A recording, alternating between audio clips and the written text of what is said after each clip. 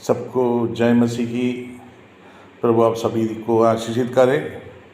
और आज का मनन के लिए हम एक वचन पढ़ेंगे, इब्रानियों की पत्री उसका 13 अध्याय वचन 5। इब्रानी 13 का 5 में पढ़ूंगा। तुम्हारा स्वभाव लोभ रहित हो और जो तुम्हारे पास है उसी पर संतोष करो, क्योंकि उसने आप ही कहा है, मैं तुझे कभी ना छोड़ूंगा और ना कभी तुझे त्यागूंगा। अगला वचन 6। इसलिए हम निडर होकर कहते हैं, प्रभु मेरा सहायक है, मैं ना डरूंगा, मनुष्य मेरा क्या कर सकता है। प्रियो, हमें बहुत हिम्मत देने वाला एक वचन है ये।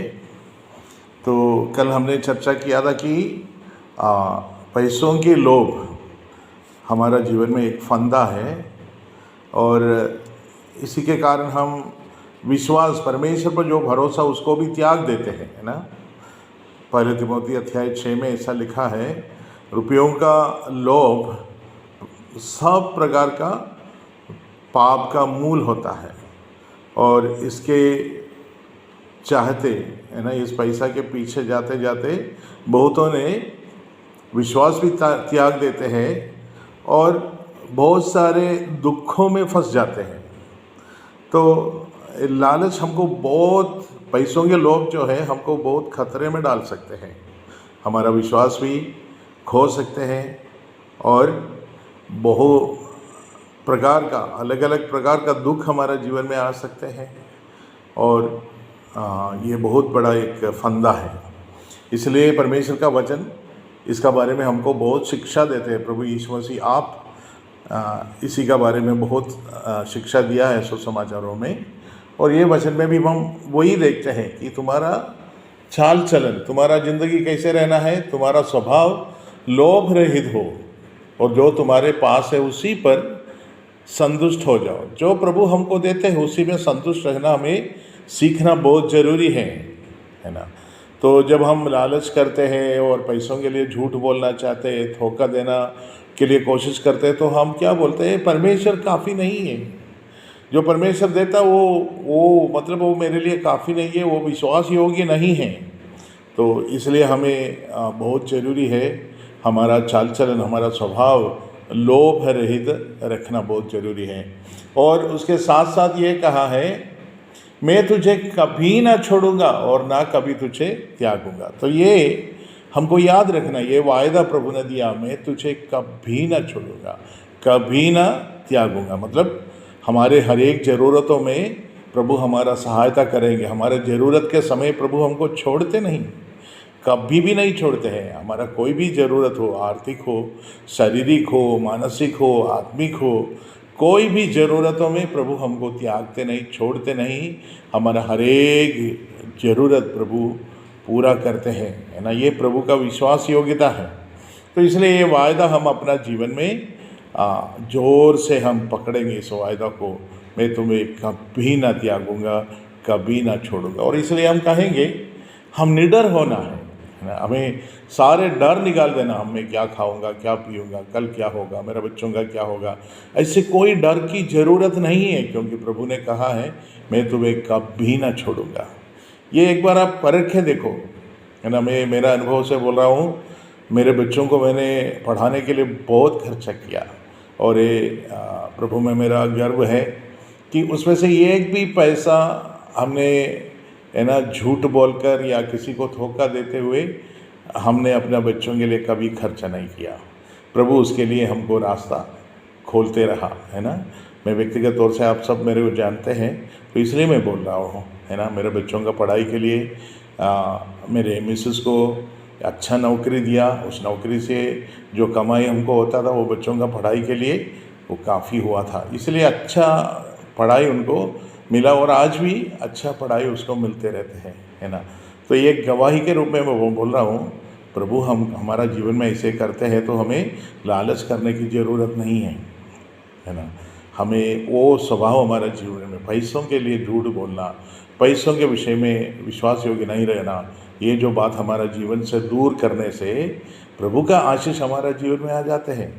प्रभु जब हमारा ज़रूरतों को पूरा होते करते हैं तो वो कितना अद्भुत रीति से करते हैं, कितना अच्छा गवाही है वो। पर हम यदि झूठ बोलते हैं, है ना, किसी लालच आ जाते हैं, विशेष करके है ना, भारत में पूरा देखा जाए तो विदेश में से मिशनरी लोग आया है, इधर बहुत सारे कलीसियाएँ, संस्थाएँ सब शुरू किया, पर वो जाते समय अपने लोकल के लोगों का हाथों में दे देते हैं। तब से लेकर बहुत झगड़ा होता है। उस जो प्रॉपर्टी है उन्होंने खरीद लिया होगा। अब इंदौर में देखो कितना प्रॉपर्टी है, कितना एकड़, उस शहर के हृदय में, है ना, लगभग 8-10 एकड़ ज़मीन। उधर आप आज भी आप देखो तो उधर रेड चर्च करके उधर बना हुआ है।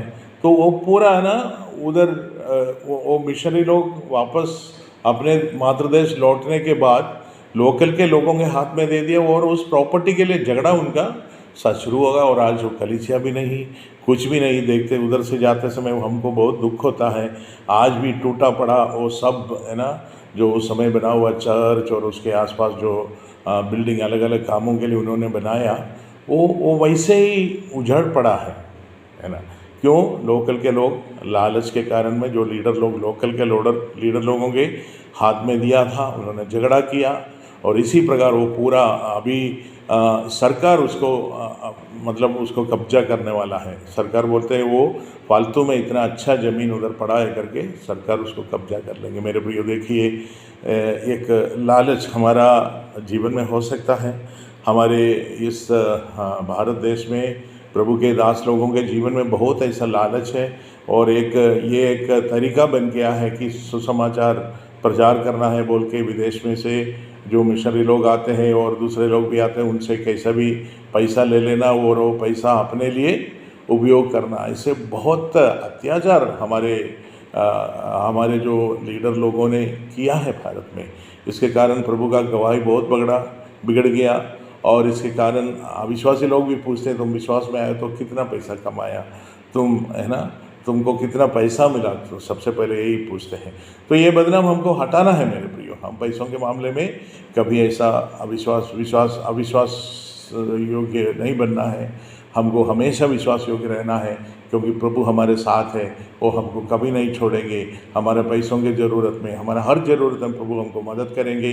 इन वचन के द्वारा प्रभु आपको हिम्मत दे, और आइंदा लेकर हम कभी, है ना, एक पैसा के लिए भी किसी को धोखा दे के, कुछ झूठ बोल के हम एक पैसा भी नहीं लेंगे, क्योंकि प्रभु हमारे साथ है। प्रभु हमें कभी त्यागेगा नहीं, वो कभी हमको छोड़ेगा नहीं। हमारे हर ज़रूरतों में प्रभु सही समय पर हमको मदद करते हैं। ये सबका आपका जीवन में भी आपने देखा है।